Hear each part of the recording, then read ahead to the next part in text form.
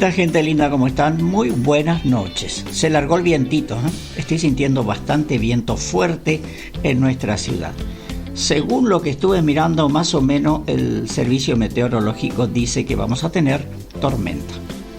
Ojalá Dios quiera que no sea muy fuerte, porque cada tormenta suele ocasionar muchas cosas feas en la ciudad y a muchas personas a veces le hace volar el techo, le destruye la casa y muchas otras cosas dramáticas. Esperemos que no sea una tormenta muy fuerte, que sea lluvia con un poquito de viento.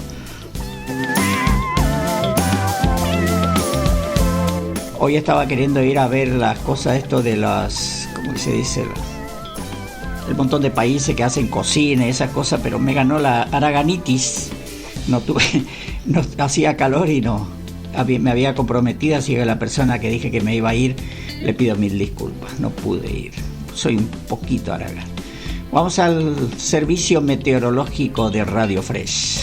Tenemos 26 grados de temperatura en este momento, pero nuestra sensación térmica es de 28 grados.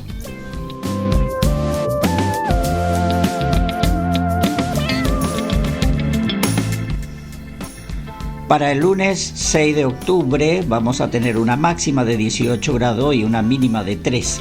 Va a estar nublado, dice. El martes 7, una máxima de 21, una mínima de 12.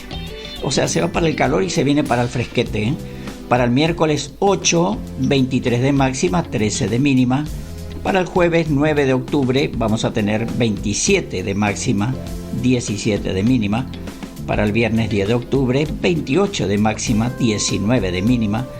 Para el sábado 11 de octubre, 30 de máxima y 20 de mínima. El domingo dice que tenemos un 40% de posibilidad de lluvia. Vamos a tener 27 grados de máxima y 18 grados de mínima. Por ahora también estuve viendo que, según dice, para las 1 o las 2 de la madrugada hay un 20% de lluvia. Entonces hay que preparar el tachito para poner debajo de la gotera, porque parece que va a llover. Y miremos un poquito más. A las 3 de la mañana sube a un 60%, a las 4 de la mañana ya está un 70%. Seguro que llueve entre las 4 y las 5 de la mañana.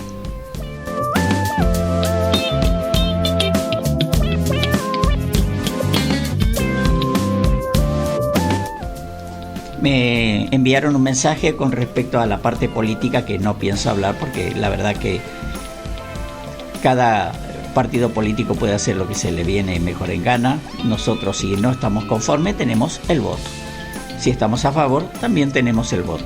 Entonces, el señor Espert puede hacer lo que quiera. Creo que hizo muy bien para su partido, desligarse, apartarse un poco hasta que la justicia diga que es inocente y que pueda nuevamente participar. Me salió con que va a estar, dice, como que va a ser un corrupto. Parece que se olvida que la jefa de ellos tampoco tiene buen renombre. Sería la presa si es que vamos al caso, pero no entremos en esos detalles porque la verdad, en este programa no hablamos tanto de política. Hablamos un poquito, pero no tanto.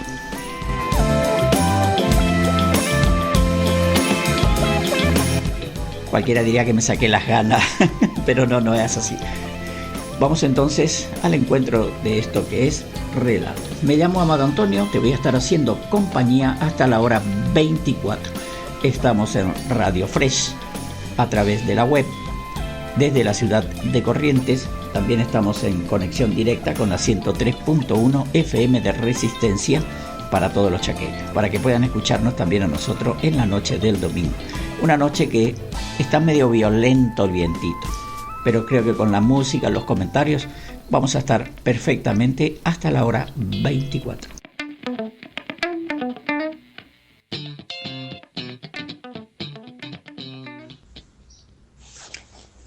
Buenas noches para los oyentes de la radio.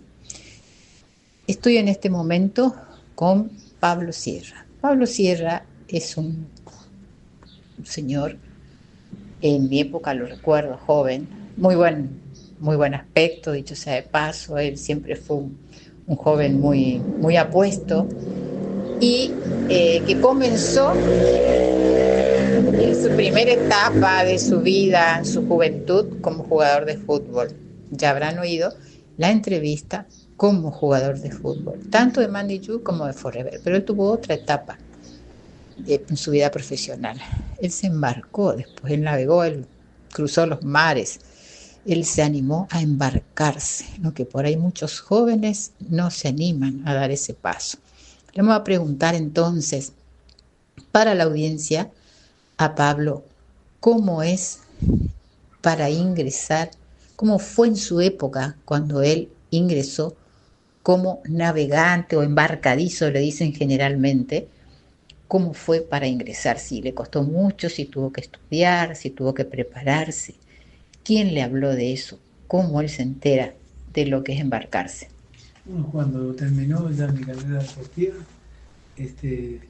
ya quedó todo atrás, eso por supuesto que eso no se olvida, pero hay que seguir viviendo, sí, a Dios gracias que uno tenga salud, hay que seguir viviendo y luchando en este mundo, así que, y bueno, y a través, yo siempre por el fútbol le dan una prioridad, tienen un puntito antes que los otros, sin desmerecer a los demás, porque uno fue deportista, siempre se acuerdan, la gente se acuerdan qué diste vos en el deporte.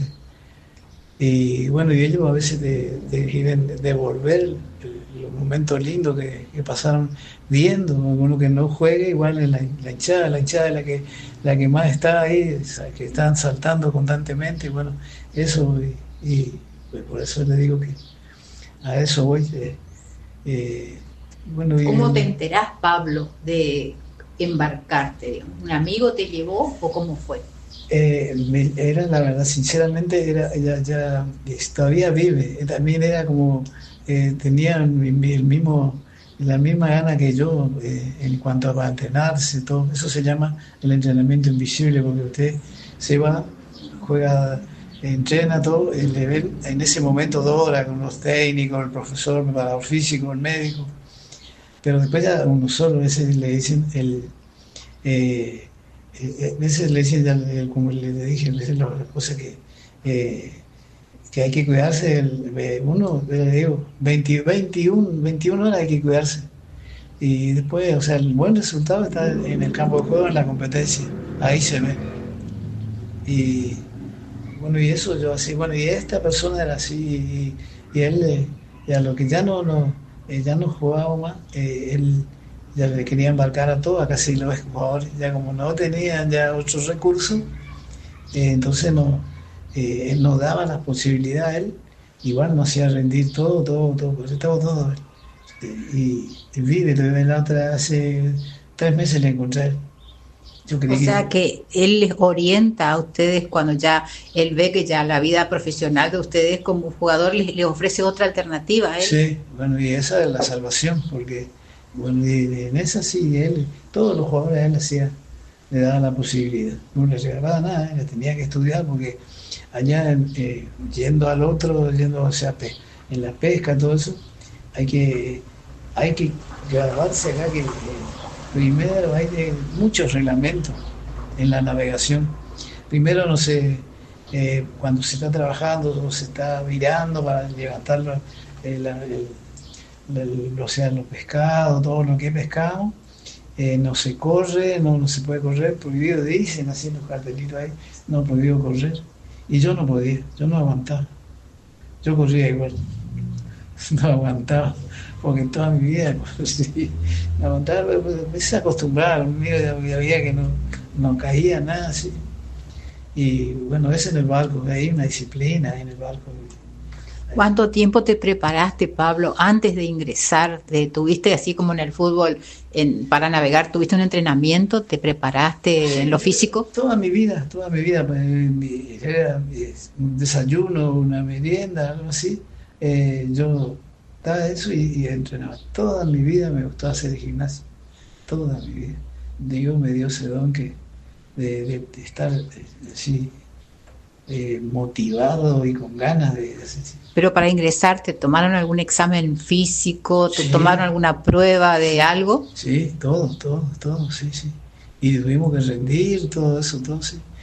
Ya de entrada, natación, de entrada. después, cuando ya estábamos, había otro que teníamos que saber si en caso de un incendio, cómo se puede parar todo eso. Bueno, en eso a mí me favoreció. Me gustaba eso, porque un incendio en una casa, y hay gente que no sabe, puede venir y le tirar tu agua, es peor lo que hace, bueno, y después de cómo se hace el fuego, o sea, cómo se... Y en ese a mí me ayudó porque son tres cosas, que es el elemento, que puede ser un pasto o una madera, son tres cosas. Después el calor del sol, y bueno, y eso no es agarrar y tirarle agua nomás, hay que saber apagar todo eso. Y yo un día estaba en el barco y era en Bahía Blanca, y me quedé yo de guardia, y los otros compañeros salían. Me quedé de guardia, me fui y ya cumplí mi rol ahí, y me fui a dormir a la siesta. Y el cocinero vivía ahí, se bajó, pero o sea, vivía de aquí a San Comé. Él tenía que ir de ahí, y se fue y le dejó a un compañero, le dejó a uno, era el que eran de la prefectura, no de la prefectura, eran de eso de incendio, eso. Y bueno, y eso yo aprendí. Y se prendió, eran la bachaza que le dicen, grande así, de todo lleno de aceite, y graduando todo eso, y bueno, y se incendia ese. ¿Y qué le hace así? Cuando está así, grande, grande. Y le tiraba agua, peor, le tiraba agua. Y yo estaba durmiendo, yo me despierto porque el humo negro ya entró en mi camarote. Y me voy así en chancleta, ¿no? Así me voy corriendo. Y le veo al cocinero y al que vino, yo no sabía nada. Le tiraban agua y hacía, y ya estaba así como todo de madera, así, en arriba del techo. Y ya iba cada vez más, y ya el humo negro ya no veía nada. ¿Te acordaste de tus prácticas? Me acordé, sí, del estudio ese que yo dije, este me va a servir. Y tenía la tapa. Entonces pues, son tres cosas: calor, ese, el elemento, y después el viento. Y agarré con un palo grande así, daba una tacuara, le agarro y que le enganché la tapa, listo, se terminó. ¿Terminó el oxígeno? Sí, al rato recién llegaron los de la prefectura, y eso no es nada, me regalaron un hermoso premio. Lástima que me tuve que enojar. ¿Por qué? Viene la prefectura, después que no, ya está, y viene uno con el gasón, entonces que le tira todo eso, blanco no me acuerdo en este momento, y viene, ¿sabe qué? Y me baja, que como yo estaba así en la chancleta así, ¿no? Viene, apurado viene y baja así, y me pega en el dedo gordo, así me dejó el dedo gordo. ¿Cómo les rete? Bueno, pero pudiste, aún con tu dedo, al final ligaste de arriba. Bueno, Pablo, decime, fue qué época, ¿no? Realmente, en este momento sabes que hay tantos jóvenes que por ahí dicen que no tienen trabajo. ¿Vos qué les dirías en tu primera vez cuando navegaste? La gran pregunta por ahí, ¿vomitaste? Sí, pero no, la verdad, no sé, le agradezco a Dios, yo tengo un físico privilegiado. No. ¿Y qué le dirías a los jóvenes que están en duda y que tienen posibilidad? No se recuperan porque van, y ellos no quieren comer y se adelgazan, y ahí tienen que trabajar 12 horas corridas, 12 horas descansadas. Pues hay otros que tienen otras cosas. Labura diferente, pero cada cuerpo distinto, ¿no? Sí, pero usted sabe que es lindo todo eso, pero ¿sabe qué ocurre después? Que vos andás bien. Yo no me estoy autoelogiando, no quiero que piensen en tu audiencia que soy que todo yo, o sea, el más grande. No, yo era uno más de ahí de la tripulación, y lo que sí tenía voluntad, yo tenía voluntad en todo y así, y bueno, y así uno se hace querer, pero también cuando te hace querer mucho y todo después, hay algunos sabe los movimientos, saben toda la técnica, pero son lentos, y ya me llamaban a mí, pero no eran, pero me llamaban a mí porque sí era. Vos la tenías clara. Sí. Decime entonces, ¿vos alentás, le das ánimo a los jóvenes que quieran embarcarse en este tiempo, aunque ahora hay que hacer otro tipo de... Sí. Me decías que hay que tener otro tipo de Sí, estudio, ¿no? ¿Qué te piden ahora? el secundario es completo el secundario, sí. Y de ahí se hace también, después ya entra en las clases, un año, tarda en la clase. O sea, un año, estudio secundario completo y un año de clases especiales para embarcarse. Sí. Bueno, sé que le vamos a ir agradeciendo y saludando a Pablo Sierra, que nos brindó un panorama de lo que fue su vida profesional como jugador de fútbol y como embarcadizo, que decimos generalmente que son los que navegan. ¿Conociste muchos lugares? Sí, muchos lugares. Sí, también estuve en Sudáfrica y ahí veía que decían que terminó la esclavitud y Mandela estaba de presidente y no era así, no era así, no era así. Yo vi, a mí me gusta ver todo eso, leer algo así y no era así. Usted se va en un boliche, o sea, en una cantina, se va así, ¿no? El que trabaja, el que hombrea es el negro. Y cuando ya es otra cosa, el cajero, que eso, ¿no? Ya y para ir en los lugares que con la mirada, ¿no? Allá el gringo le hacía así y ya se iban. O sea, a veces no es todo lo que nos dicen. La esclavitud, sí. Bueno, señores, entonces aquí vamos dando por finalizada la entrevista para toda la audiencia que estuvo escuchando. Fue Pablo Sierra, jugador profesional de fútbol, de Mandiyú y de Forever, y también navegó los mares de nuestros continentes. Bueno, no, y tengo otro que no quiero contar a veces, sí, pero yo en un momento cuando estuve jugando en Mandiyú, me fui con un compañero, tal Campana, y él era boxeador. Yo me fui a acompañarle. Él era una persona grandota que tenía un poco de desarrollado su panza porque era peso pesado. Y me fui. Y bueno, agarré los guantes y empecé a pegar así la bolsa porque yo tenía un tío boxeador y era un muy buen boxeador mi tío, el hermano de mi mamá. Y me vio el que dije el tal Román acá de Corriente. Y bueno, y empecé así y le faltaba uno para hacer una preliminar. Y le dije yo fui a boxear yo. Ah, caramba, también hizo boxeo. O sea, también fue, señores, también fue campeón de boxeo. O sea, muy completo acá nuestro vecino, a veces lo vemos pasar a Pablito, le decimos a este Pablito Sierra, personaje. El otro día yo estaba y lo veo pasar, Pablo, ¿cuándo me das una entrevista? Y él es muy amable y ya ven, aquí estuvo, nos contó. Muchas gracias. ¿Querés mandar saludos a alguien en especial? Un saludo a mis familiares, a mis nietos, tengo bisnietos, sí tengo, y bueno, y eso es la diversión de uno, y a todos ellos, y a la gente de Corrientes, y también saludar a la gente del Chaco, pero lo único que nos perdimos, como es muy cortito el tema, yo jugué también en Tigre jugué, ahí es el que mejor jugué y que tuve la suerte de jugar de hinchada 68.000 personas. Ese era Tigre, un mundo. Tigre y San Lorenzo, hermanos. San Lorenzo tiene más gente que lo de Boca, San Lorenzo. Excelente la vida de Pablo, pero nos tenemos que ir, tenemos que cortar. Y bueno, te agradezco.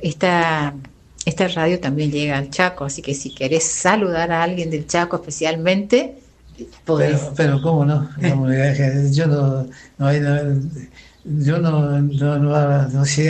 permitía que los chaqueños lo inundaban, por favor, Sí. buena gente, cruzamos Saludos puentes, para ellos también, entonces, para buena Chaco. gente, sí, y no, y para ellos también yo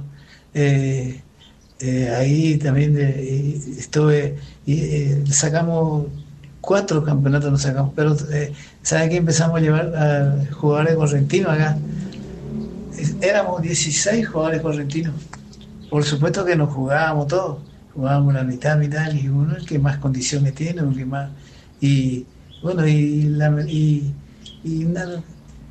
Y bueno, a la gente que en este momento me está escuchando, le mando un gran saludo y quisiera felicitarle a esta compañera que nos conocemos desde la infancia, que la verdad que te trae a la realidad y te sentí, aunque en la realidad, pero te sentí como que hiciste algo todo bueno, tal como ella también, que tiene ese don y esas ganas de hacer esta clase de trabajo. Gracias, te agradezco tus palabras, Pablo. Y bueno, le agradecemos a la audiencia que está escuchando estas anécdotas de este brillante jugador que dejó todo en la cancha y que no solo estuvo en uno, sino en 2, en 3 equipos, y también le dio al pugilato. Así que también fue boxeador. Bueno, gente, un gusto haberlos saludado a todos. Y bueno, te mando un saludo, amado Antonio. Fuerza con tu programa, con Radio Fresh.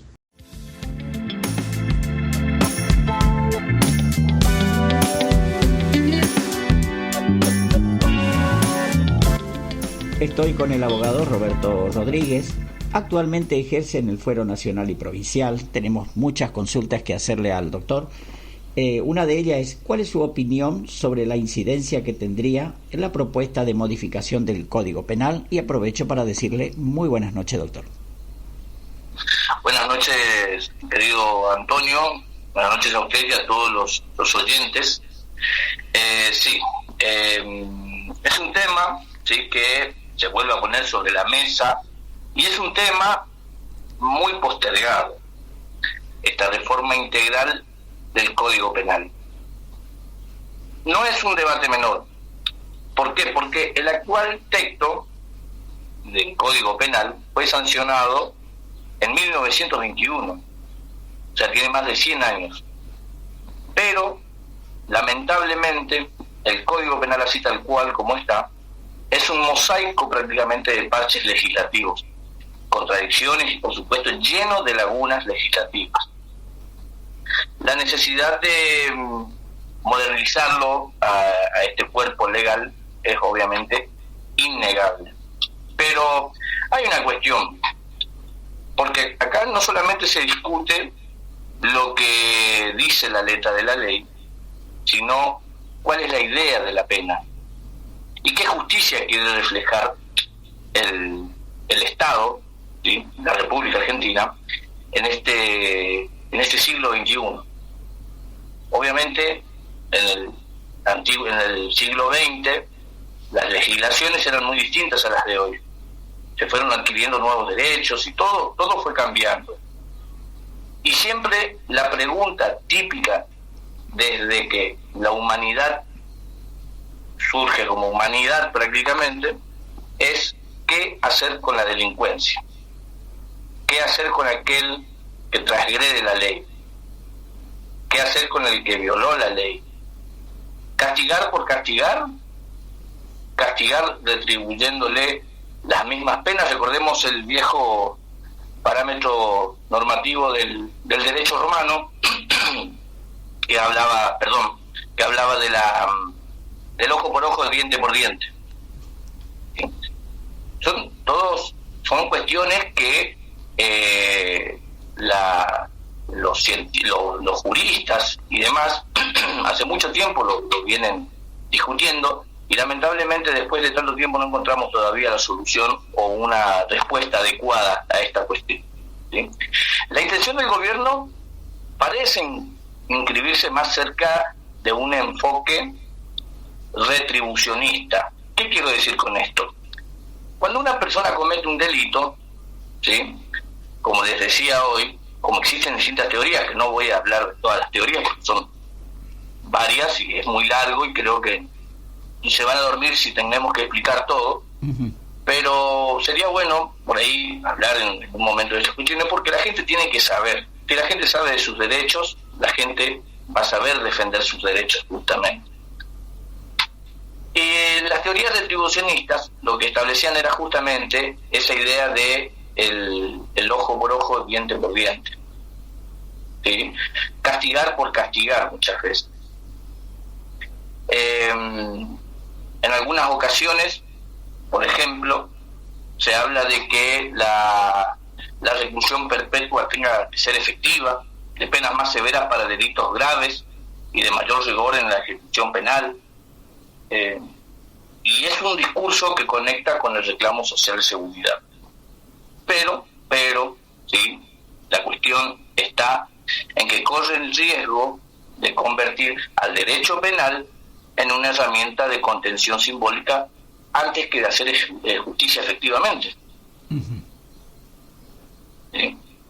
Porque no basta solamente con aumentar las penas, no basta.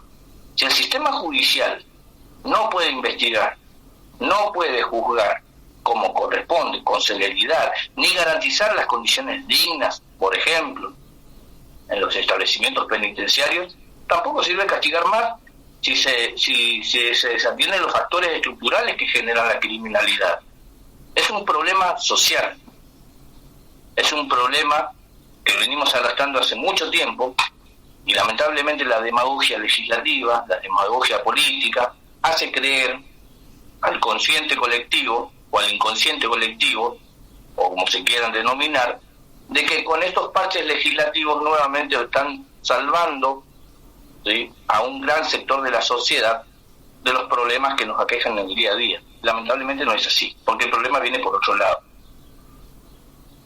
Una política criminal basada casi exclusivamente en el castigo puede terminar vulnerando principios constitucionales, compromisos internacionales en materia de derechos humanos, por ejemplo, que la Argentina es muy avanzada en esa materia, pero no se aplica, o se aplica muy poco en realidad, o no se quiere aplicar, no sabemos muy bien por qué. Creo que escuché, no sé si estoy, porque yo no pude acceder al proyecto o a la intención del análisis de esta propuesta. Solamente estoy hablando, no me gusta hablar muchas veces por trascendidos de redes sociales, sino de medios periodísticos, que leí algunos nada más, de que estaba la intención de modificar alguna figura del Código Penal, por ejemplo, eliminar la figura del femicidio, que yo creo que para un sector grande de la sociedad sería un retroceso en materia de protección. Porque, reitero, el problema no viene por la cuestión de penalizar más las conductas de las personas que transgreden la ley, sino viene por otro lado. Modernizar el Código Penal es indispensable, ojo, es lo mejor que nos puede pasar, porque hay que incorporar otros delitos que no existían en 1921. Imagínense de que en 1921 la gente andaba en carreta, las calles no estaban preparadas para los vehículos que tenemos hoy, inclusive. Se deben incorporar, por ejemplo, algunas cuestiones de los delitos informáticos, que hoy son muy comunes, delitos ambientales, delitos económicos, que es muy necesario también. Pero modernizar no puede significar volver atrás en materia de garantías, ni reducir la justicia a un simple catálogo frío de castigos, que no tiene sentido. Y esto no lo digo por una cuestión a tono personal, sino por una cuestión comparativa en distintos países, no solamente del primer mundo, sino países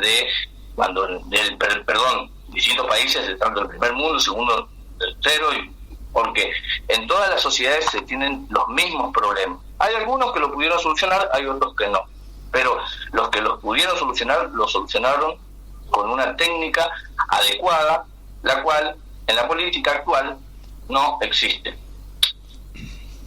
Por lo tanto, no sé si quieres, yo me pongo a hablar y no paro más, No sé si quiere preguntar algo, Antonio. Sí, creo que yo le entiendo lo que está queriendo decir, doctor, con respecto a lo que está informándonos.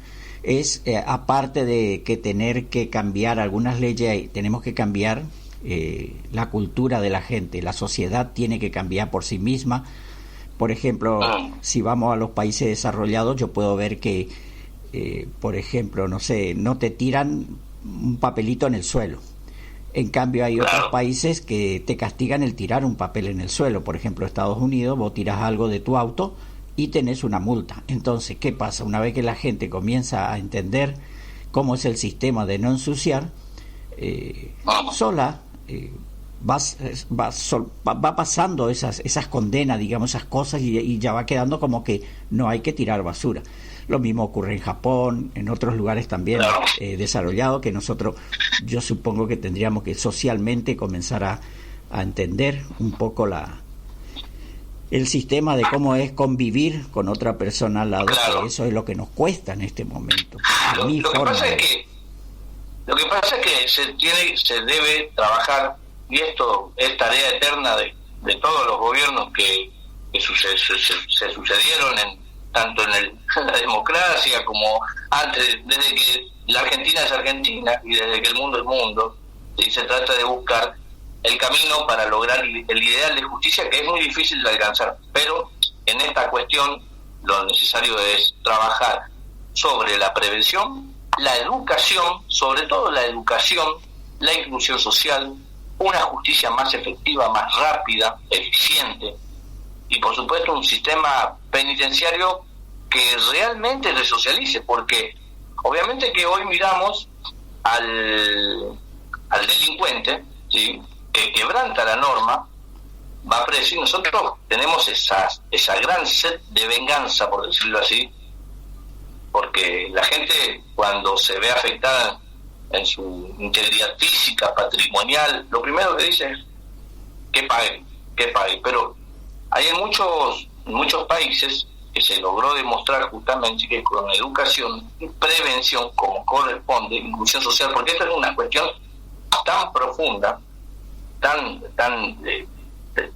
dentro de del seno de la sociedad, que cuando el Estado o la política empieza a meter en cosas que no tienen que meterse, o a sancionar leyes que no tienen sentido, todo el tejido social se va desmembrando, y lamentablemente los efectos decaen en estas cosas, en la delincuencia. Hace unos días atrás escuchaba un caso que creo que todos más o menos van a saber. Eran unos policías que fueron a socorrer a una persona que creo que estaba, no sé si estaba sustrayendo cables, una cosa así, cuestiones que quedó electrocutado, bueno, una circunstancia muy rara, y los policías fueron a asistir a esta persona, pero salieron los familiares, los amigos, todos, a tirarle cascotes y todo tipo de elementos a los policías. Uno terminó lesionado, y bueno, y uno se pregunta, ¿qué hacer con estas cosas? Claro, es cultural. ¿Cómo se puede? Es muy cultural el tema. Es muy cultural el tema. Ahí tiene que haber un cambio de paradigma. Lo que pasa es que hay que entender también que la Argentina tuvo un golpe militar y solamente miran del lado que les conviene, según mi forma de ver, porque hay otra parte que también luchó y que también se tuvo que defender de los ataques que recibía del otro grupo. Pero con respecto a la delincuencia, bueno, sí, ayer, sin ir más lejos, estuve leyendo de que también llegó una patrulla en la zona sur de la ciudad para separar a un grupo de chicos que se estaban peleando y recibieron piedrazo. Un policía también resultó dañado, una camioneta también resultó dañada. Claro. No, es obvio que el problema que tenemos en el punto social es muy grande. Es un problema gravísimo que tenemos a nivel legislativo, sobre todo a nivel legislativo. En el plano institucional hay que decir que las fuerzas de seguridad necesitan respaldo político y judicial, claro. Necesitan respaldo económico también, por supuesto, formación ¿Cuántas cosas? Falta muchísimo en la sociedad. Tenemos una sociedad tan chica, tan grande, pero falta mucho. Falta mucho. Otra de las Siempre cosas... Sí. ¿Cómo?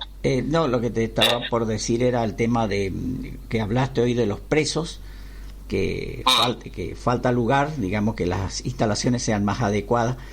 Pero aparte de eso, yo creo que falta algo del gobierno que coloque a estos muchachos cuando salen de la cárcel en alguna empresa o algún lugar a trabajar para que puedan cambiar su mentalidad.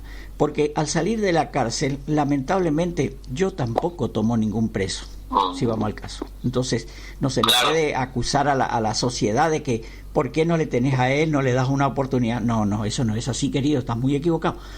Entonces, el Estado también, aparte de eso, tiene que, ya que va a poner leyes de castigo, también tiene que ser leyes que reinserten a esa persona a la sociedad, que comience a cambiar su forma de pensar, su cultura, que se vaya culturizando y que pueda ser realmente algo que le venga bien a él y que después diga, bueno, ya aprendí tal cosa, ya tiene un currículum, porque se necesita un currículum que le puede dar el Estado una vez que termina 4 años, 5 años trabajando para el Estado y teniendo un sueldo con todas sus cosas y siendo un profesional, ya sea en carpintería, no sé, reparación de aire acondicionado, celulares, lo que el preso quiera comenzar de la forma que se quiera insertar en la sociedad, y que le dé el currículo en el Estado para que la gente pueda tomar ese muchacho con un poquito más de confianza, porque trae un currículo bueno. Entonces el Estado también se hace cargo de esa persona para que sea reinsertada. Eso también a veces uno no ve, sino simplemente va con el garrote, y es como usted dice, hay un pueblo en China que no tienen mano. En China usted sabe que le cortan la mano, ¿no? Claro, lo que pasa es que, a ver, cuando uno habla, en este caso, de sociedad, no me estoy refiriendo al ciudadano común y corriente, me estoy refiriendo justamente al que el ciudadano lo pone en las cámaras de diputados, en la cámara de senadores, ¿sí? Porque en definitiva estos representantes son los representantes de la sociedad, ¿entiendes? Sí. Y uno tiene que ver, vio como decía el viejo dicho, cada pueblo muchas veces tiene el gobierno que se merece. Sí. ¿Sí? Bueno, ¿qué pasa si elegimos? Bueno, ahora sin entrar en una discusión con respecto a la capacidad que tenga un candidato al poder legislativo, en cualquiera, ya sea senado o diputado, pero ¿qué pasa si usted le manda a un arquitecto a hacer una operación a corazón abierto? Sí, entiendo el concepto. ¿Me entiende? Sí, entiendo perfecto. No tiene sentido, porque está bien que la Constitución nos avale y nos respalde cuando queremos ser representantes y ser representados, pero lamentablemente son los candidatos los que van a ser representantes de una sociedad. Y si no están formados, ¿qué vamos a hacer? ¿Quién nos va a defender? ¿Me entienden? Sí, la entiendo. Entonces, a eso es lo que yo me refiero justamente cuando digo, la sociedad tiene que dar una respuesta, pero una respuesta, ¿sí?, inteligente frente a esto, porque yo creo que en algún momento se va a tener que dar la discusión y va a haber un cambio referente a cuál es la cuestión de los representantes que están en las distintas cámaras, diputados, senadores y demás, cuál es su currícula, ¿sí?, qué estudios tienen, qué capacidad tienen, porque ya no alcanza, y esto socialmente también lo vemos, no alcanza solamente con ser ciudadano, no, por supuesto, hay que estar formado, hay que educarse, ¿sí? Así es. La única manera de que no nos avasallen nos arrebaten los derechos es estando formados, ¿sí? Sí, hoy por hoy está medio complicado el tema. Hay muchos senadores, diputados que creo que toda la sociedad sabe, inclusive siempre están poniendo memes con respecto a algunos diputados que tenían 7º grado, 4º grado, a otros que ya fueron elegidos que no tenían la secundaria completa y cosas así. A la final de todo, no solamente arrean como ganado al pueblo, sino también a los diputados y senadores. ¿Se acuerda? Hay veces que ellos, porque uno le dijo que no vaya, no va ninguno, o sea, no van a trabajar ninguno para no hacer quórum y cosas así que nos perjudican a todos como argentinos. Una pregunta, doctor. Claro. ¿Qué piensa usted con respecto a bajar la edad de la criminología de los chicos, por ejemplo, los de 13 años, 14, 15? ¿Qué piensa usted? Porque hoy por hoy son... Me parece que habría que aumentar el presupuesto en educación. Me parece que habría que aumentar la cantidad de escuelas. Me parece que hay que eliminar, ¿sí?, tantas barreras para que el ciudadano común y corriente pueda ingresar a una empresa, que una empresa pueda venir a invertir. Me parece que hay que dejar de ser un poco, ¿sí? Porque digo un poco nada más, no me acuerdo quién era que decía si en Argentina se deja de robar 2 años, 3 años, no me acuerdo quién era, pero lo voy a buscar. Seríamos una potencia mundial, ¿sí? Lamentablemente la política no mira por su principal el principal mote por el cual está ahí, o sea, la gente. La política no mira a la gente. Basta con ver justamente que en los poderes legislativos se representa al partido y no se representa a la gente. Exactamente, a eso me refería. Entonces, no sé si bajar la edad de imputabilidad va a generar el efecto que buscan el de reducir la cantidad de delitos. Imagínese, y esto es muy gráfico, porque esto nosotros lo explicamos mucho en la facultad y lo leemos siempre y constantemente lo vemos. No sé si vieron esos programas que hay de que muestran las personas que son famosas, llamadas mulas y cosas así, que llevan droga de un lugar a otro y toda esa historia de cosas. Alerta Aeropuerto se llama, ¿no? Sí. No estamos haciendo una publicidad, pero bueno, pero está bueno para graficarlo. Vio que la gente se toma cápsulas, ¿sí?, que una sola que se degrade, ¿sí?, puede llevar a la muerte segura a esa persona. O sea, ¿qué podría...? Sí. Sí, suelo ver eso, que lamentablemente no piensan en sí mismos. Pero claro, entonces sí, la gente siempre, por eso le había comentado hoy que en una ciudad de China te cortan los dedos cada vez que vos robás, y hay pueblos que directamente la gente no tiene manos, no tiene dedos, perdón. Y es una realidad y es una verdad, no es un invento mío. Pero con respecto a la baja para los chicos de 13, 14 años, no es que haya aumentado la delincuencia, cosa que ya se sabe que siempre aumenta porque las personas privadas de su libertad al salir no encuentran trabajo, y bueno, y algunos sí encuentran, pero siempre va a haber el oveja negra en el montón de ovejas blancas. Pero el asunto es que yo le miré por otro lado al tema de la inimputabilidad de los menores. Yo lo vi un poquito también por el lado de que la gente que es sinvergüenza se apropia de nuestra juventud,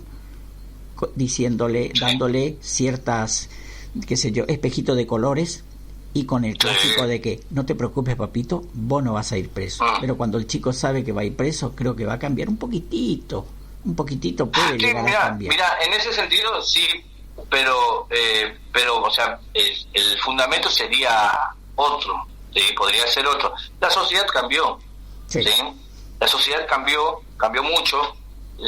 Nosotros cuando éramos chicos, para conseguir información teníamos que ir al Atlas, teníamos que ir al bueno, yo por lo menos, no sé si su edad, si usted al Anteojito, al Villiquen, a las librerías, a las bibliotecas. No, ir a la biblioteca, a buscar los libros. Hoy en día todo está al alcance de la mano, ¿sí? Claro. Hay más información, los chicos manejan otra información, la comunicación viaja velozmente, y la información que receptan los chicos es a borbotones, que lamentablemente nos vemos superados porque este aparatito por el cual estamos hablando, sí, es una computadora que tiene cualquier tipo de información, cualquier tipo, y cuando digo cualquier tipo, los chicos hoy de 9, 10 años no son los mismos chicos de antes de 9, 10 años. ¿Sí? O sea, sí hay un cambio dentro de lo que es la franja etaria de lo que eran los preadolescentes. Hoy en día, le duela a quien le duela, yo me hago cargo de esta opinión porque es mía. Los chicos son muy, muy distintos a lo que eran antes, ¿sí? Y me doy cuenta porque si le llevo a un cumpleaños a mi hija, veo cómo están los chicos. Sí, también es muy claro, también es muy verdad, sí, que los padres son padres más jóvenes, ¿sí? Que eso también degrada el tejido social, ¿sí? No hay educación como corresponde, ¿sí? Los chicos, los niños, los jóvenes, adolescentes son padres, e inclusive cuando llegan a la edad de 35, 40 años, menos a veces, ya son abuelos. Es increíble. ¿Sí? Entonces todo eso lleva todo a este combo perfecto, que muchas veces cuando traen los espejitos de colores, como decía usted, ¿sí? Como cuando venía Colón y le mostraba los espejitos, los aborígenes le daban todas sus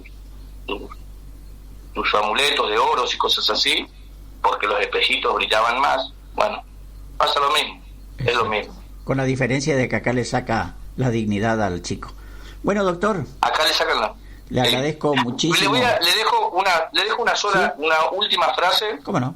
Que a mí siempre me gusta mucho, porque refleja totalmente a dónde tiene que ir siempre la sociedad, sobre a qué tiene que apuntar, y ojalá Dios quiera que los dirigentes y demás se puedan enfocar en esta cuestión.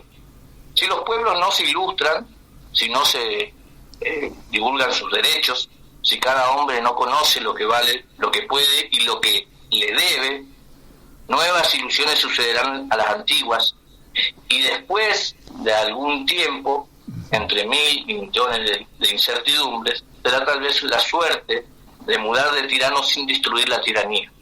Eso lo decía Mariano Moreno hace muchísimo tiempo ya. ¿Sí? Así que bueno, esperemos que algún día cambie esta cuestión. Bueno, esperemos que sí, Dios quiera. Lo necesitamos para ser un país realmente decente. Y poder caminar tranquilo, porque hoy por ella no se puede caminar tranquilo, no te puede quedar en tu vereda, no puedes hacer absolutamente nada. Las leyes están un poco flojas, entonces estamos pero vamos a arreglarla, pero hay que arreglar la plaza. Esperemos hay que arreglar la plaza. Esperemos qué pasa, doctor. Bueno, muchas gracias. Hay que arreglar la plaza. Usted ya sabe que en cualquier momento me voy a estar conectando con usted para conversar, para charlar un rato. Es buena la información. Ningún inconveniente. Fue muy didáctico y le agradezco mucho, doctor. A disposición. A disposición siempre. Hasta luego, doctor. Que tenga una buena noche. Hasta luego. Muchísimas gracias Radio Fresh y don Amado por invitarme a participar del programa y a dar mi opinión sobre el proyecto de ley más reciente y relevante que presentó la doctora Patricia Bullrich junto al gobierno, que es la reforma del Código Penal bajo el lema Tolerancia Cero. En principio es la reforma del Código Penal. Mi opinión sobre la reforma del Código, presentada por la ministra Patricia Bullrich del gobierno, se centra principalmente en lo que yo veo como dos ejes: la necesidad de actualización del mismo y el debate sobre el endurecimiento de las penas. El objetivo de la tolerancia cero es muy ambicioso para mí y busca dar una respuesta contundente a la creciente criminalidad organizada y a los nuevos delitos, cosa que es importantísima, como se imaginarán. Considero un avance positivo que el código, que data de 1921, creo, que se actualice para para poder contemplar las realidades que vivimos en el presente siglo XXI. Hay 3 aspectos claves para destacar. Una es la tipificación de nuevos delitos, como la incorporación de figuras como el stilting, que es el retiro no consentido del preservativo. Otro es la pornovenganza o los ciberdelitos, que son esenciales para proteger a nosotros, los ciudadanos, de ataques digitales y de género, que hoy no tienen marco legal, tengo entendido. Otro es la lucha contra el crimen organizado, la inclusión de la ley antimafia y la ley antibarras. Creo que con ellos buscan desarticular organizaciones, lo que es vital, porque son todas regiones, estos sean regiones afectadas por el narcotráfico y la violencia, como hemos estado viendo. Y otra que es muy importante es la restitución de la propiedad ante el avance de las usurpaciones. Es la agilización de la restitución de los inmuebles a sus dueños en caso de usurpación, y es un reclamo legítimo que tenemos todos nosotros en la sociedad, a pesar de que yo no tengo propiedades, pero considero que la legítima propiedad es muy importante, que se cuide y proteja. Tiene puntos críticos la propuesta, obviamente, pero yo creo que es importante dar el debate y que y que también se vea si la cárcel es la única solución, porque la historia penal demuestra que aumentar las penas a veces no siempre reduce el delito. Se corre el riesgo de saturar el sistema, que hoy por hoy no está muy bien sustentado, sin atacar las causas profundas del crimen. Y con eso quiero decir que hay que poner el énfasis en la educación. Como educadora lo digo. Otra cosa es evitar el garantismo, porque ya hemos visto todo y estamos viendo constantemente lo que pasa con el garantismo. Con esta reforma se otorga mayor protección también a las fuerzas de seguridad y se amplía las facultades de acción, lo que requiere también un control judicial estricto para evitar abusos, ¿no? Y garantizar los derechos constitucionales. Otra cosa que a mí en lo personal me importa muchísimo es que se tipifican y agravan las penas en relación a la protección animal. Es en la reforma del código. Aparecen nuevas figuras delictivas, se incorporan nuevas figuras delictivas como crueldad animal sistemática, abuso sexual en animales, tortura o mutilación intencional y abandono a animales. A mí me parece, por mi profesión y por mi conocimiento del tema, me parece importantísimo que esto se lleve a cabo. Se busca sistematizar y sancionar con penas mucho más severas estos delitos, y busca reemplazar la vieja ley 14346, que data, imagínense, en 1954, que establece solamente pena de 15 días a 1 año. Y con todo lo que pasa con los animales y lo que se le hace a los animales. Bueno, la intención de la reforma es dar un tratamiento más duro y específico al maltrato y la crueldad animal, elevando mucho las penas de prisión respecto a la legislación actual. Y con eso creo que se van a cuidar más los derechos de los animales. En definitiva, creo que este proyecto es necesario por su actualización, pero hay que tener en cuenta todos los puntos de vista, y me parece que el debate en el Congreso es fundamental para equilibrar la seguridad con las garantías individuales.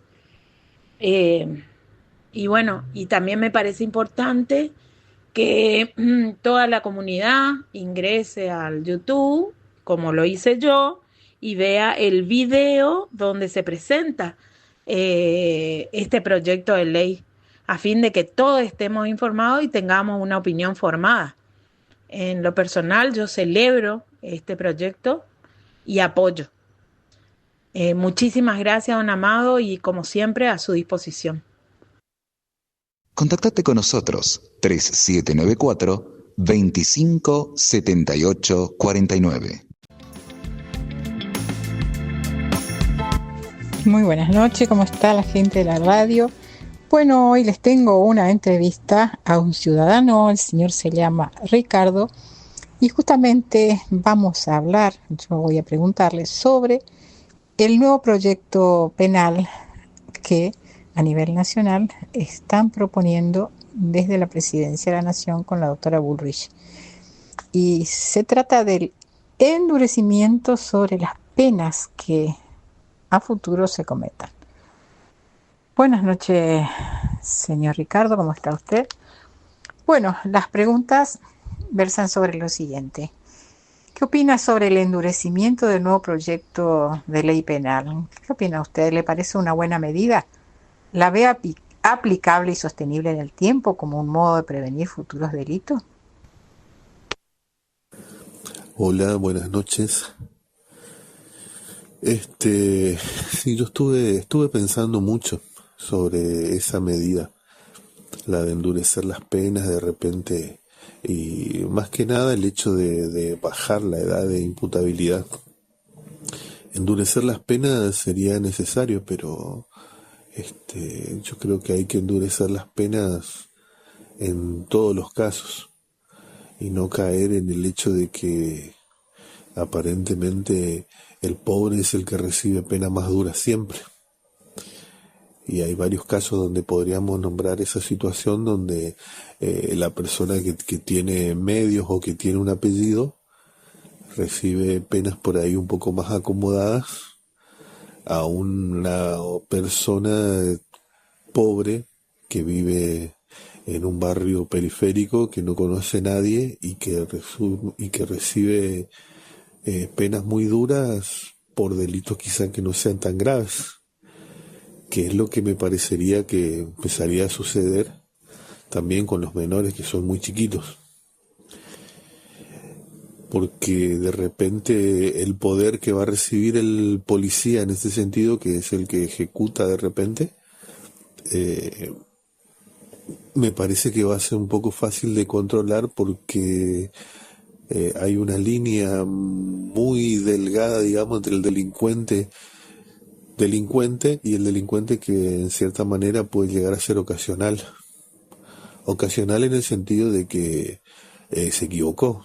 Un chico se equivoca, un chico no tiene juicio, digamos, pero no por eso aminora el daño que se hace. Entonces me parece que antes que el castigo tendría que haber prevención, control, acompañamiento de chicos y de familiares, como para llegar a un castigo que realmente sea merecido. Y no sé si sería exactamente necesario bajar tanto la edad, porque no sé a cuántos años quieren bajarla. La verdad no escuché a cuántos años quieren bajarla, pero no sé si sería realmente una respuesta adecuada, digamos, a la situación en la que está atravesando todo el país. Porque si bien acá en Corrientes Capital la delincuencia no es tan violenta, digamos, de repente como lo es en Buenos Aires, quizá por la diferencia poblacional también, pero todavía acá en Corrientes no llegamos a esos extremos que por ahí vemos en Buenos Aires. Tampoco hay acompañamiento por parte del Estado, no hay centros donde se pueda llevar a los chicos para que de repente se los pueda encaminar, digamos. Hay muchas familias que tienen chicos que están hundidos prácticamente en las adicciones y no pueden hacer nada, porque a veces es fácil decir los padres tienen que hacerse cargo, pero no pueden, hay padres que no pueden hacerse cargo de los chicos que están ya prácticamente adictos a estas drogas baratas de 1.000, 2.000 pesos que venden en varios barrios, y todos saben quién vende, todos saben dónde, y entonces hay muchos chicos deambulando por la calle, revolviendo la basura, tratando de juntar algo para poder después venderlo y tener 1.000 o 2.000 pesos. Para esa gente no hay acompañamiento del Estado, no hay acompañamiento de la Iglesia, no hay acompañamiento social, así que no hay responsabilidad. Entonces me parece un poco injusto nada más que castigar.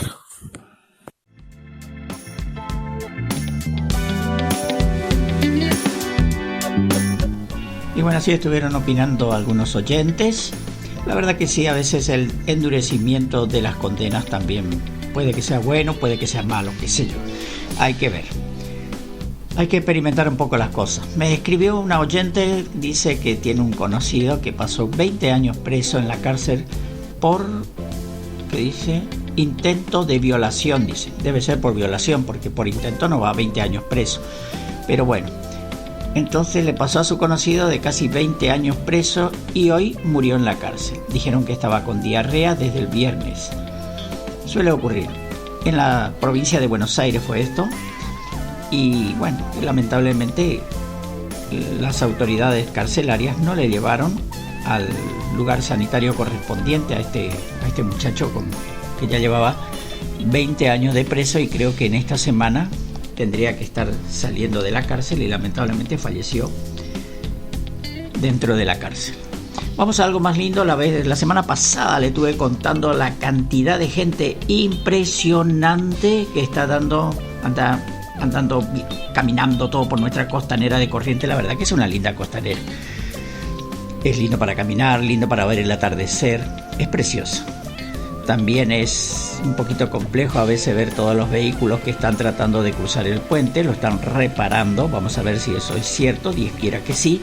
Necesitamos esa vía ese viaducto con la ciudad de Resistencia para que se mantenga todo este dinamismo y todo este progreso que estamos disfrutando actualmente, que no era el mismo que teníamos anteriormente cuando funcionaban los vaporcitos y no existía el puente. Entonces esperemos que el puente siga ahí fuerte y que también se construya el puente número 2, que sería el cruce para los camiones. Entonces queda exclusivamente para la familia, para los autos menores, el cruce aquí en plena ciudad. De paso no tenemos todo ese montón de camiones que pasan por la avenida 3 de Abril, que la verdad que a veces se vuelve muy pero muy peligroso.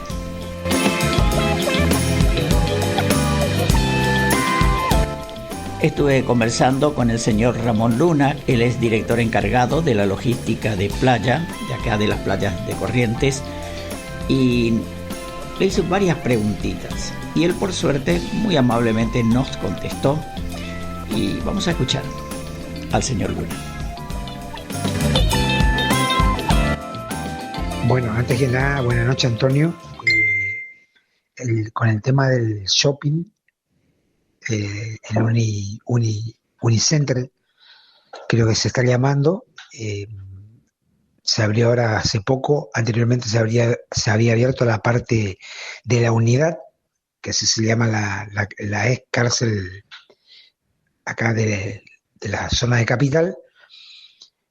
La gente se comporta bien, muchos turistas, y ahora que están haciendo un arreglo del puente, que es el que llevará entre 30 y 40 días, se congestiona mucho la costanera los días sábados y domingos, cuando es más la afluencia de turistas, gente que viene de Paraguay, de la parte de Bolivia, la misma gente del Chaco, Santa Fe, Entre Ríos.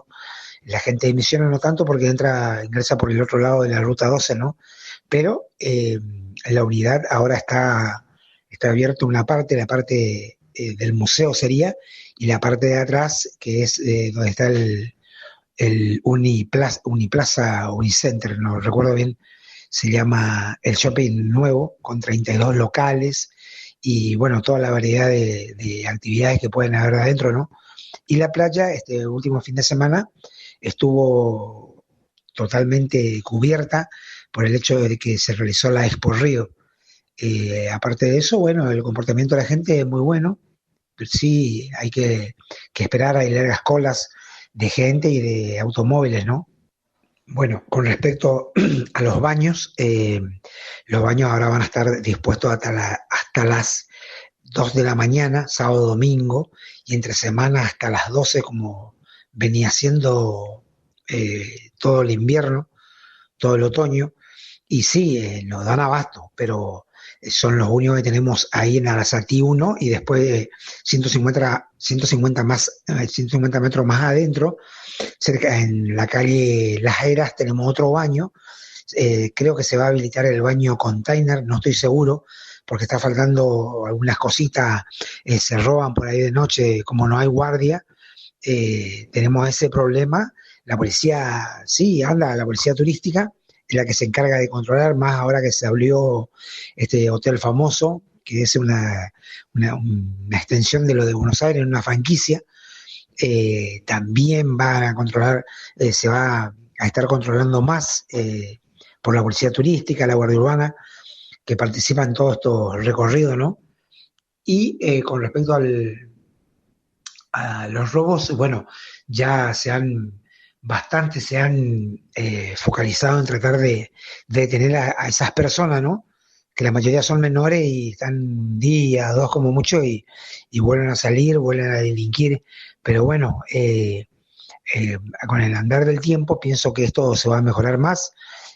Ahora que hay, bueno, motos, autos patrulla, camionetas, siempre están cuidando más al turista y a toda la gente que pasea por la costanera, ¿no? Bueno, con respecto al equipo de guardavidas, contamos con 28 guardavidas para las 5 playas municipales, los 2 turnos. Todavía no va a haber ingreso de más personal por el hecho de que estamos en la transición del 10 de diciembre recién. Ahí vamos a poder contar con más guardavidas.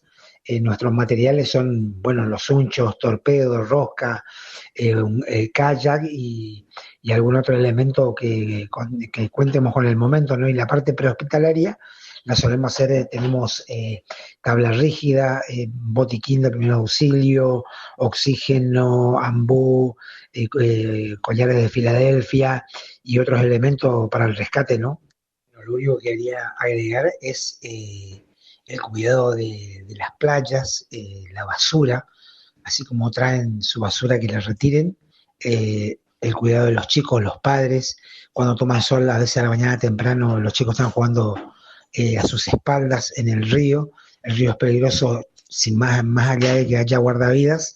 Está bueno de que los padres siempre lo tengan a un brazo de distancia a sus hijos, ¿no? A sus hijos pequeños. Los guardavidas hacemos todo lo posible, pero cuidamos a todas las personas y a todos los niños que por allí están pasando un día divertido. Y tratamos de cuidar eso, de cuidar el entorno, la naturaleza y, bueno, que no nos ensucien la playa, ¿no?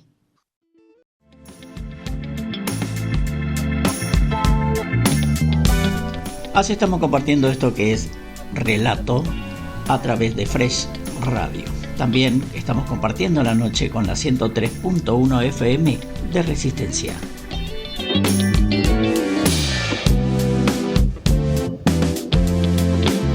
Como todos saben, en las últimas semanas, el foco está puesto en el aumento del boleto de colectivos en la ciudad de Corrientes.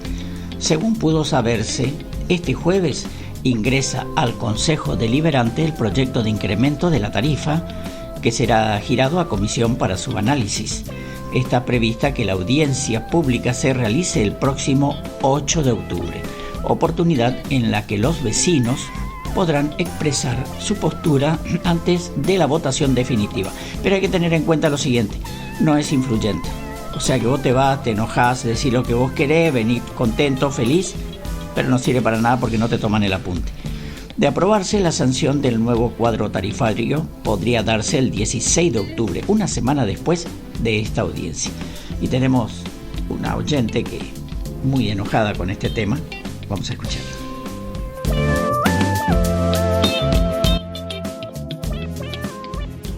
Muy buenas noches al distinguido público de esta radio. Desayuno el otro día, textualmente, estaba desayunando y leía un diario local en el que así muy rápidamente, los señores concejales están deliberando sobre el tema de un nuevo aumento de los autobuses. Digo yo, pienso, todos aquellos que trabajamos y usamos los servicios públicos, caros e incómodos, sin adecuado sistema de enfriamiento, con nuestras humanidades apretujadas y solo ventanillas que tiran el aire caliente y recalentante de ese pequeño espacio que nos trasladan como camiones jaulas al ganado, pregunto, señores concejales y afines, ¿esta nueva suba traerá consigo un adecuado reacondicionamiento de los autobuses? Específicamente, ¿incluirán aire acondicionado en los servicios públicos de transporte en Corrientes Capital? Cuán decepcionados deben estar aquellos que los votaron creyendo que les defenderían sus intereses y a menos de 2 meses están pensando en un nuevo aumento. Pobre los pobres, ¿no? Entre los cuales me incluyo porque soy usuaria también de servicios de transportes públicos. Lastimoso realmente, duele. Recuerden que queremos funcionarios que funcionen. El otro día, con gran sorpresa, pude observar como gran innovación en el autobús que me traslada al centro, un pequeño cesto para recolectar basuras, residuos, firmemente atacado con hierro, por supuesto, para que no lo sustraigan. Me dije, gran sorpresa. Eso fue todo lo que he visto en cuanto a innovación. Señores, por favor, no nos decepcionen. Creo que la mayoría del electorado les dio su voto y su confianza con la esperanza de que defenderían sus intereses, no a poco tiempo de haber sido elegidos, estar pensando en una nueva suba. Que estén bien, gente.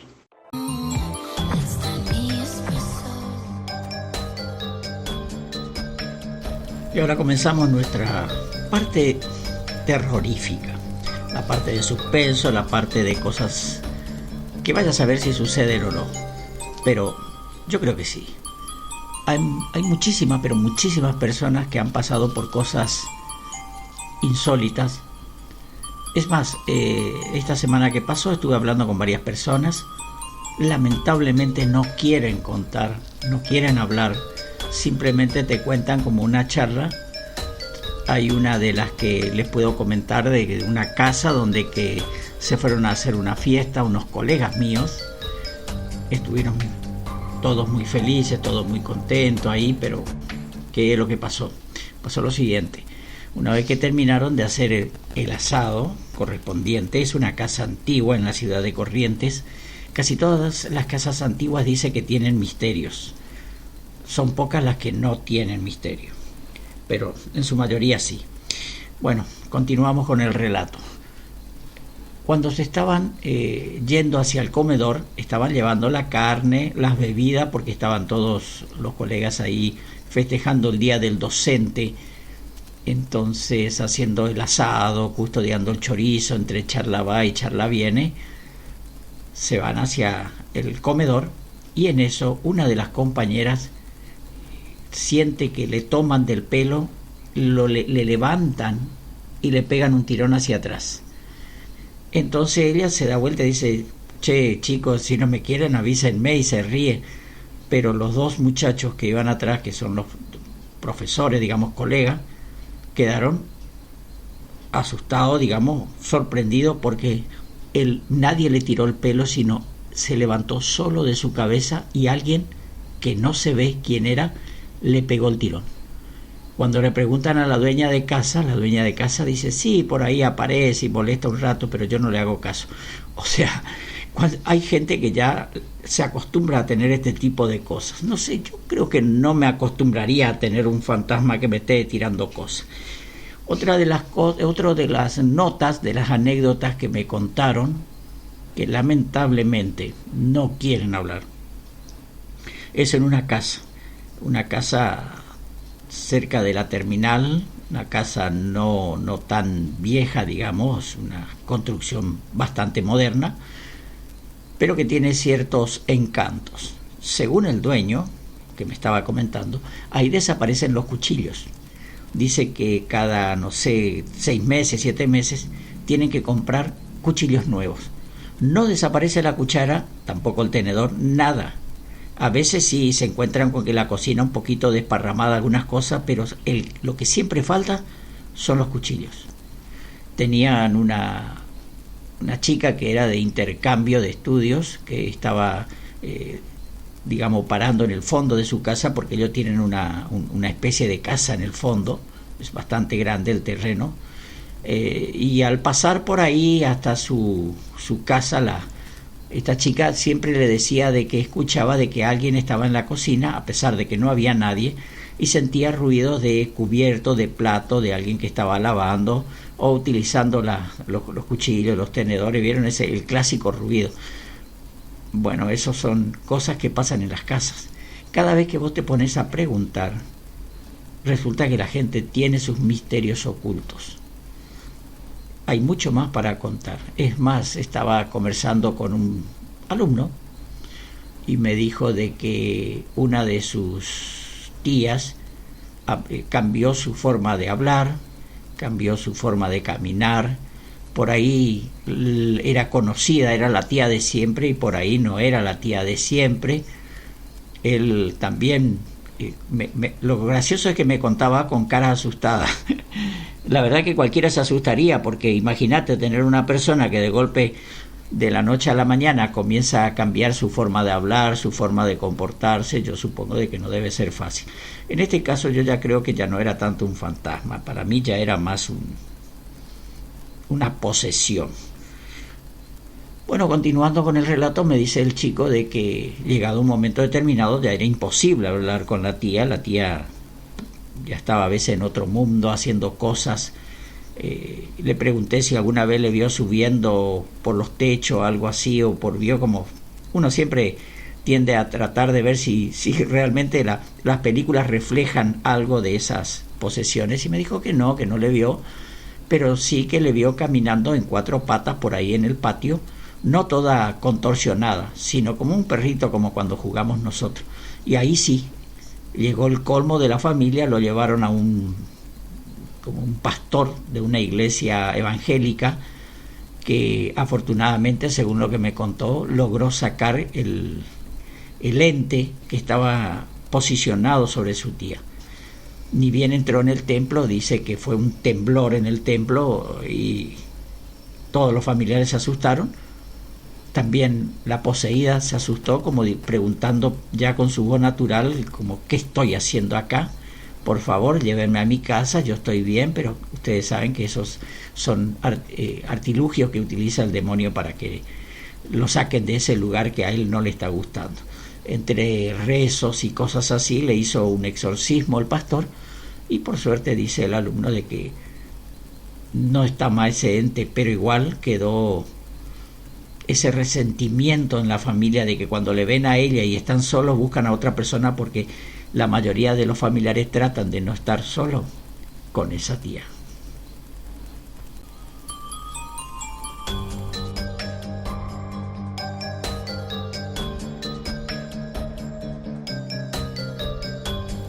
Vamos a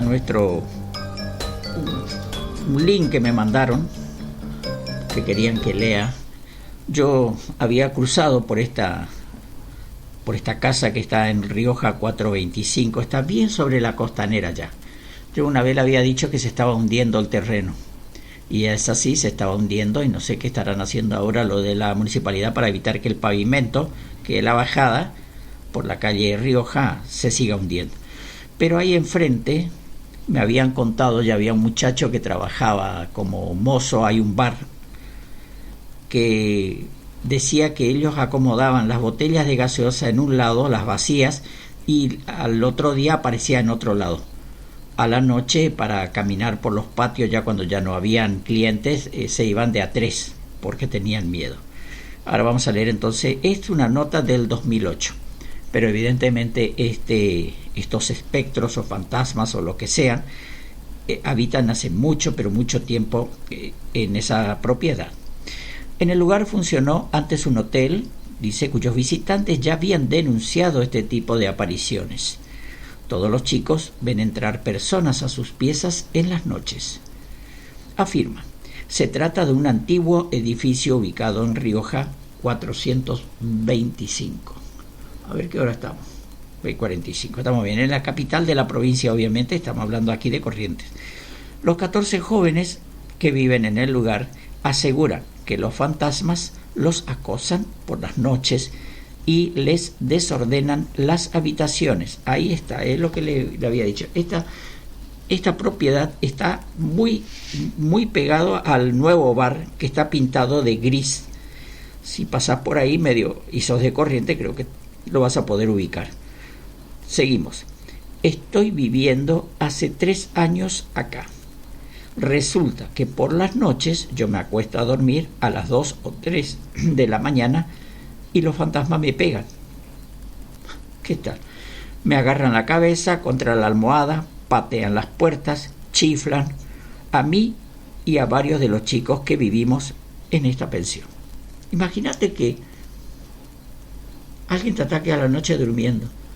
Creo que hasta una pesadilla es horrible, ¿no? ¿Qué piensan ustedes?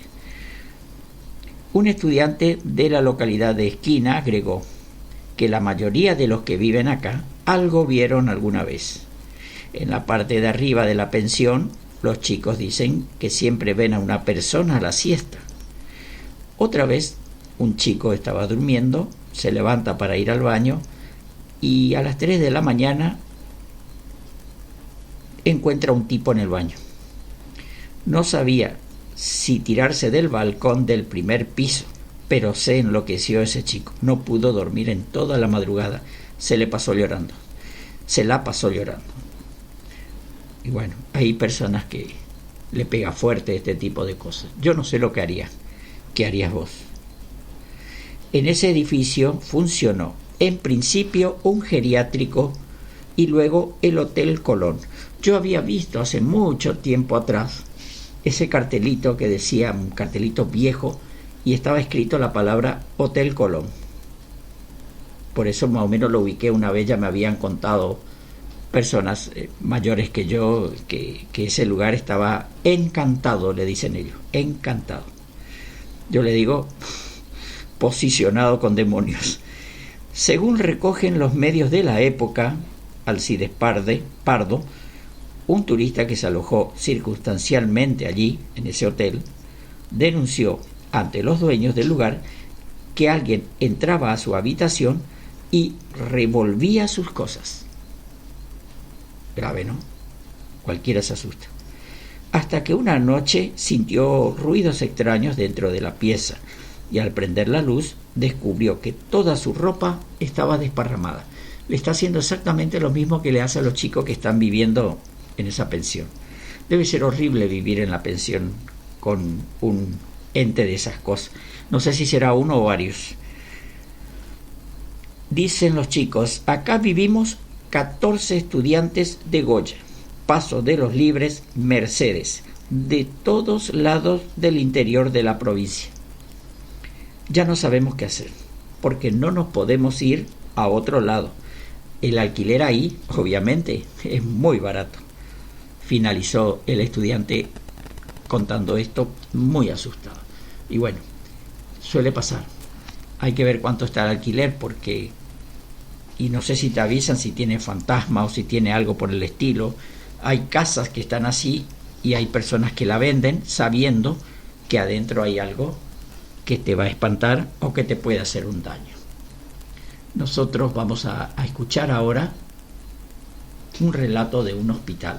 Fantasmas en el hospital. Qué raro, ¿no? Siempre hay fantasmas en los hospitales.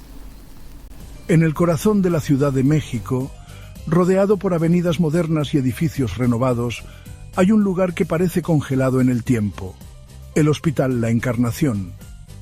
Fundado a mediados del siglo XIX por una congregación religiosa, fue originalmente un asilo para enfermos terminales y personas con enfermedades mentales.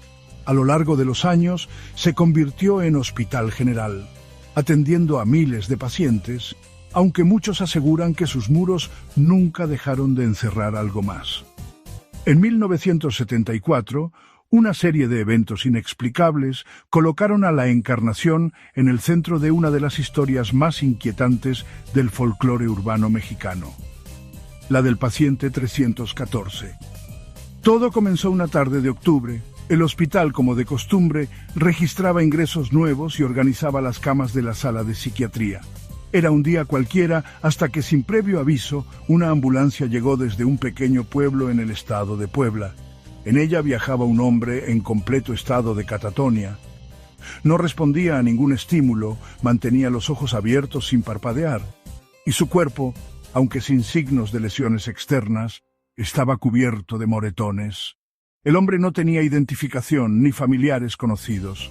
Fue ingresado como paciente sin nombre y asignado al número 314. Desde el primer día, los médicos notaron comportamientos extraños. A pesar de no hablar ni moverse, las cámaras de vigilancia, recién instaladas en aquel entonces en algunos pasillos, registraban cómo el paciente aparecía en diferentes posiciones dentro de su habitación sin que nadie lo hubiera movido. En una ocasión, una enfermera juró haberlo visto sentado en la cama, aunque minutos antes estaba acostado y atado por seguridad. Uno de los residentes del hospital, el doctor Armando Leiva, comenzó a llevar un diario clínico detallado sobre el caso. Sus anotaciones iniciales eran frías y técnicas. Paciente 314 no presenta respuesta a estímulos físicos o verbales. Pupilas dilatadas, ritmo cardíaco normal. Rechaza alimento pero no pierde peso. Con el paso de los días, las entradas comenzaron a volverse más personales, casi obsesivas. Me observó, lo juro. No movió los ojos, pero supe que me estaba mirando. Fue como si me viera por dentro. En la tercera semana desde su ingreso, comenzaron a suceder cosas más inquietantes. En los pasillos cercanos a la habitación de 314, se escuchaban pasos durante la madrugada. Aunque no había personal asignado en ese sector en esos horarios, puertas que estaban aseguradas aparecían abiertas al día siguiente. Varios empleados renunciaron alegando ambiente hostil. Un enfermero, de nombre Diego Ramos, desapareció durante su turno nocturno. Lo último que registraron las cámaras fue su entrada a la habitación de 314. Nunca salió. Al revisar la habitación, el paciente estaba acostado, en el mismo lugar de siempre. Pero eso no fue lo más perturbador. Dentro de la almohada del paciente encontraron una nota escrita a mano con la caligrafía de Diego. Lo que hay dentro no duerme, solo espera. La dirección del hospital ordenó cerrar la sala de psiquiatría y trasladar a los demás pacientes. Solo el paciente 314 quedó allí, monitoreado por un equipo mínimo. El doctor Leiva se negó a abandonarlo. Estaba convencido de que aquel hombre era la clave para entender algo más allá de lo clínico. Un día, el doctor desapareció también, pero dejó atrás una última nota, escrita en su diario. Comenzó a hablar en sueños. Recita nombres de personas que aún no han muerto. Me dijo el nombre de mi hermana. Hoy por la mañana, ella tuvo un accidente. No puedo explicarlo. Ya no quiero explicarlo. Después de eso, el caso fue silenciado. Se ordenó el cierre parcial del hospital. La sala psiquiátrica quedó clausurada por tiempo indefinido y el paciente 314 simplemente desapareció de los registros. No se sabe si fue trasladado, dado de alta o enterrado bajo otro nombre. Pero aquí es donde la historia toma un giro aún más extraño. En los años 2000, el hospital La Encarnación fue parcialmente remodelado para convertirse en centro de especialidades. Durante las obras, los obreros descubrieron un sector subterráneo que no figuraba en los planos oficiales. Era un pasillo angosto, de concreto húmedo, con 5 habitaciones pequeñas. En una de ellas encontraron una cama oxidada y marcas de uñas en las paredes. Pero lo más desconcertante fue lo que había escrito en el muro, grabado con algo afilado. Yo fui el número 314. La policía fue llamada, el área fue sellada, pero nadie dio explicaciones oficiales. Desde entonces se han reportado avistamientos dentro del hospital. Pacientes aseguran ver a un hombre alto, de bata blanca, parado junto a sus camas por la noche. Algunos lo describen con los ojos completamente negros, otros dicen que le susurra nombres, muchos de los cuales coinciden con pacientes que días después sufren complicaciones o incluso mueren. Uno de los vigilantes nocturnos, entrevistado bajo anonimato, afirmó haber escuchado en más de una ocasión la cama metálica arrastrándose sola en el sótano cerrado. Y una enfermera de terapia intensiva encontró una hoja clínica sobre su escritorio que no correspondía a ningún paciente actual. En la parte superior estaba escrito nombre, NA, número 314. Cada tanto en el sistema digital del hospital aparece una habitación registrada como ocupada, a pesar de que no hay pacientes en ella.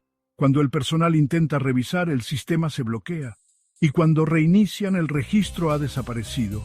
Varios médicos jóvenes, sin conocer la leyenda, han reportado sentir un peso extraño al pasar por los pasillos del ala clausurada. Algunos incluso escuchan una voz lejana que les dice al oído: ¿y tú qué número eres?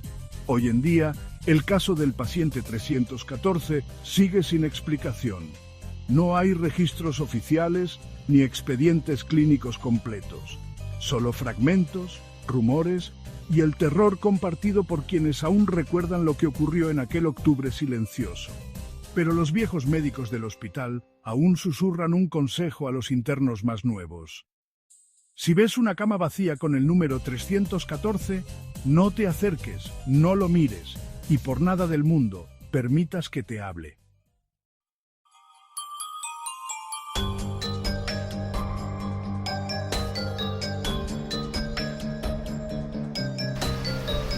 Hay muchas cosas extrañas en nuestro mundo. Hay cosas que, como se dice normalmente en la jerga, crees o reventás. Yo te agradezco que hayas estado ahí escuchando mi programa. Nos encontraremos nuevamente. A la persona que me mandó la leyenda de la mansión embrujada lo voy a leer la semana que viene porque ya nos quedamos sin tiempo. Está comenzando a llover y bueno, hay que ir a descansar porque ya estamos cerquita de la hora 24, hora de finalización de este programa. Por eso te agradezco que hayas estado ahí y nos volvemos a encontrar el próximo domingo. Buenas noches.